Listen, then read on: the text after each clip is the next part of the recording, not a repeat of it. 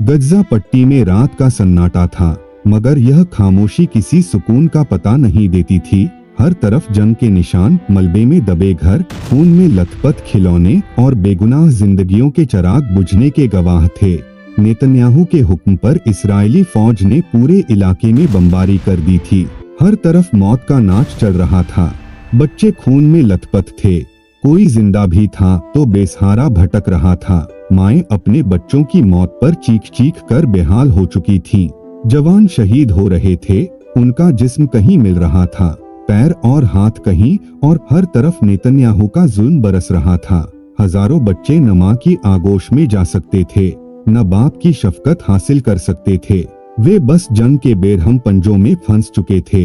रैयान, एक 10 साल का फिलिस्तीनी बच्चा, अपने छोटे भाई करीम का हाथ पकड़े मलबे के ढेर पर खड़ा था। उनके घर पर इस्राएली बमबारी ने हमला किया था और उनके वालिदैन इस हमले में शहीद हो चुके थे। रियान की आंखों में आंसू थे, मगर उसका चेहरा पत्थर की तरह सख्त था। वह जानता था कि रोना बेकार है। यहाँ आंसू बहाने वाले बहुत हैं, मगर सुनने वाला कोई नहीं, सिवाय उस खुदा के। अचानक रैयान के छोटे भाई ने मासूमियत भरे लहजे में पूछा, भाई, हमें घर कब जाना है? हम अम्मी अब्बू से कब मिलेंगे? रैयान ने अपना चेहरा फेर लिया। बेख्तियार उसकी आंखों से आंसू गिरने लगे, लेकिन उसने अपने आंसुओं को पी लिया। उसने करीम के बिखरे बालों को सहलाते हुए कहा, हम घर जा रहे हैं, अम्मी अब्बू हमारे इंतजार में हैं। मगर वह छोटा फूल क्या जाने कि उनके घर का अब सिर्फ मलबा बाकी है।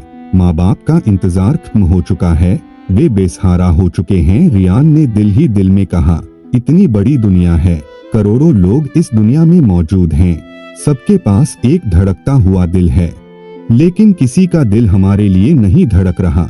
सब अपने में मस्त हैं। अब सिवाय उस खुदा के हमारी मदद कोई नहीं कर सकता। दूर इस्राएली फौज की गाड़ियां चल रही थीं। मीडिया पर खबर चल रही थी कि यह सब हमास के खिलाफ ऑपरेशन है, मगर किसी ने यह नहीं बताया कि इस ऑपरेशन में रैयान जैसे मासूम बच्चे, उनके खिलौने, उनके ख्वाब, उनके स्कूल और उनकी हंसी भी मिट्टी में दफन हो रही थी। उनकी जन्नत और उस जन्नत का दरवाजा दोनों इस जुल्म में जल रहे थे।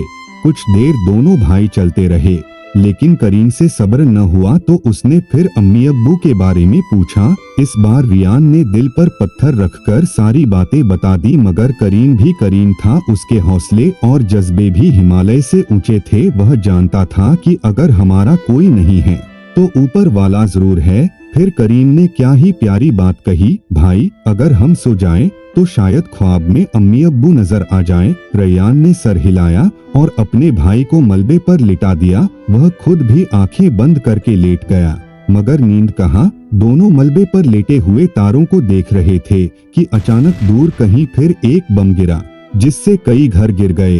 कई लोग चिल्ला रहे थे, कई लोग बचते बचते उसी में दबकर मौत पा गए। इधर दोनों भाई हिम्मत और हौसला लिए मलबे से सारे मंजर देख रहे थे, मगर रैयान को यकीन था कि जुल्म का राज ज्यादा देर तक नहीं चलता। एक दिन जरूर इंसाफ होगा।